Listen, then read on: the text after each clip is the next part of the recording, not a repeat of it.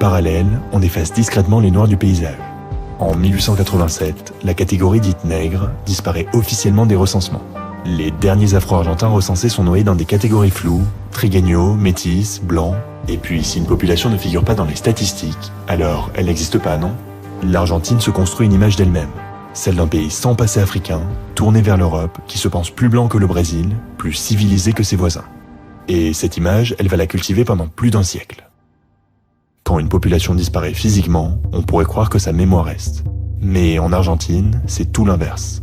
Après les guerres, les épidémies et les recensements truqués, c'est la culture noire elle-même qu'on va tenter d'effacer. Plus d'écoles afro, plus de confréries religieuses, plus de représentations publiques. Les Noirs ne sont plus dans les journaux, ni sur scène, ni dans les livres d'histoire. Et pourtant, ils sont partout. Le tango, ses rythmes viennent du candomblé, des percussions africaines jouées par des esclaves libérés dans les quartiers populaires de Buenos Aires. Mais ce lien, on ne le dit jamais. On ne l'enseigne pas à l'école. On préfère raconter que le tango vient des immigrés européens des banlieues, en effaçant les Noirs qui y vivaient aussi. Et ce n'est pas seulement dans la musique.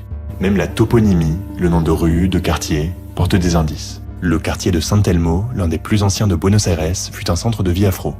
Le mot quilombo, aujourd'hui utilisé pour désigner le désordre, venait à l'origine de communautés d'esclaves en fuite. Mais qui s'en souvient? Ce n'est pas un oubli involontaire. C'est une mémoire étouffée, enterrée.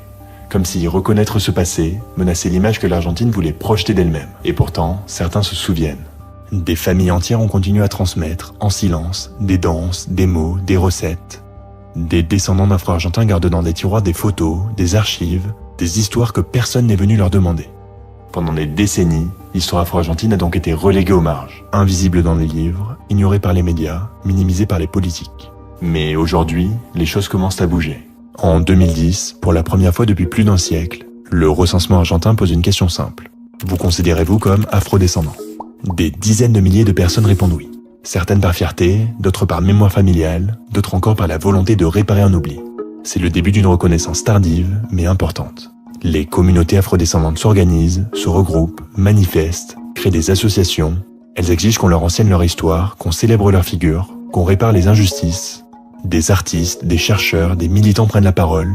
Ils racontent leurs racines, leurs fiertés, leurs blessures aussi. Ils rappellent que l'Argentine noire n'est pas seulement une histoire ancienne, elle est vivante, ici, maintenant. Et ce n'est pas tout. Depuis les années 1990, de nouvelles vagues migratoires venues d'Afrique de l'Ouest, principalement du Sénégal, redonnent une visibilité au visage noir dans les grandes villes comme Buenos Aires, Rosario ou La Plata.